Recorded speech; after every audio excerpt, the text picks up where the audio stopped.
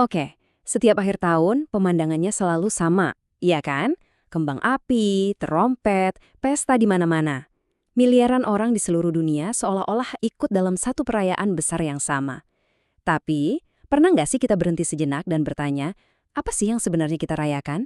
Apa ini cuma soal ganti tanggal di kalender? Atau ada sesuatu yang jauh lebih dalam di baliknya? Nah, pertanyaan inilah yang akan jadi fokus kita. Karena di balik semua kemeriahan dan hingar-bingar itu, ternyata tersimpan sejarah kuno dan makna teologis yang sering banget kita lewatkan. Yuk kita kupas satu persatu, kita bedah lapis demi lapis, untuk mengungkap apa yang sebenarnya ada di balik tradisi global ini. Oke, ini dia peta perjalanan kita. Kita akan mulai dari akar pagennya di zaman Romawi, terus masuk ke bahaya teologis yang disebut tasyabuh, lalu kita lihat konsekuensi modernnya, masalah pemborosan, dan yang terpenting kita akan bahas alternatif yang jauh lebih menenangkan jiwa. Udah siap? Yuk kita mulai. Perhentian pertama kita, Roma kuno. Jauh-jauh sebelum ada kalender Masehi seperti sekarang, tradisi ini ternyata berakar pada sebuah ritual keagamaan yang sangat spesifik. Jadi siap-siap ya, kita akan melakukan perjalanan menembus waktu. Kenalan dulu yuk sama tokoh utamanya, Janus. Ini adalah dewa yang disembah bangsa Romawi kuno. Nah, bulan pertama dalam setahun, Januari, itu namanya diambil dari Janus. Jadi, perayaan tahun baru itu pada dasarnya adalah sebuah festival untuk menghormati dewa bermuka dua ini. Yang satu mukanya lihat ke masa lalu, satunya lagi ke masa depan. Kebayang nggak sih jalanan Roma kuno dulu penuh dengan ritual untuk dewa ini? Terus gimana ceritanya ritual lokal ini bisa jadi global? Well, semua dimulai dari ritual pagan Romawi itu. Lalu, di tahun 46 sebelum Masehi, Julius Caesar meresmikannya dalam kalender Julian. Ratusan tahun kemudian, Paus Gregorius menyempurnakannya jadi kalender Gregorian yang akhirnya dipakai di seluruh dunia sampai sekarang. Jadi, dari sebuah ritual penyembahan dewa lokal, sekarang jadi tanggal patokan internasional. Luar biasa ya perjalanannya? Oke, sekarang kita pindah gigi. Dari pelajaran sejarah, kita masuk ke pembahasan teologi. Mungkin ada yang bertanya, emang kenapa ya kalau akarnya pagan? Kan sekarang udah beda. Nah, dalam Islam, ada sebuah konsep kunci yang menjawab pertanyaan ini. Namanya tasyabuh. Inilah inti permasalahannya. Jadi, tasyabuh itu artinya menyerupai. Simpelnya, ini adalah larangan untuk ikut-ikutan praktik, simbol, atau perayaan yang jadi ciri khas agama atau keyakinan lain. Tujuannya apa? Untuk menjaga identitas kita sebagai seorang muslim. Biar akidah kita nggak campur aduk. Anggap aja kayak seragam, biar jelas kita ini tim yang mana. Nah, hadis ini adalah fondasinya. Pesannya itu wah kuat banget. Barang siapa menyerupai suatu kaum, maka ia termasuk golongan mereka. Coba deh kita renungkan sejenak. Ini bukan cuma soal ikut-ikutan gaya, tapi bisa membuat kita digolongkan bersama mereka. Ini bukan lagi soal penampilan luar aja, tapi sudah menyangkut perayaan dan tradisi. Dalam banget kan? Dan ini dia contoh praktisnya, langsung dari salah satu sahabat terdekat Nabi.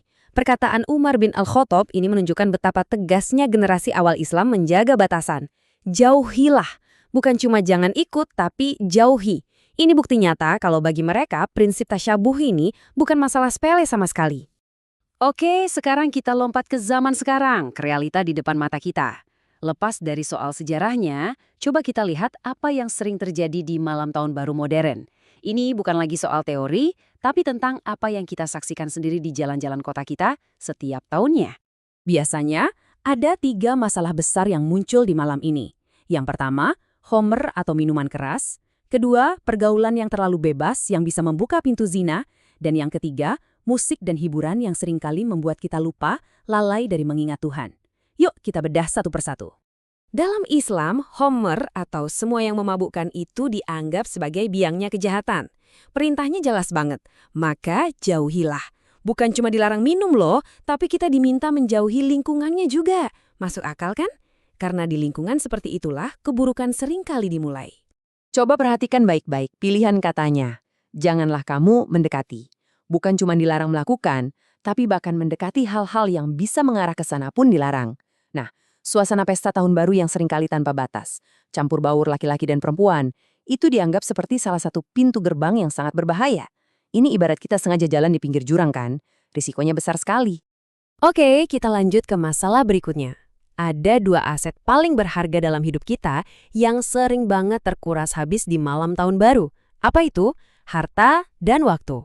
Dua hal ini adalah amanah besar, dan Islam punya pandangan yang sangat tegas tentang bagaimana kita seharusnya menggunakannya.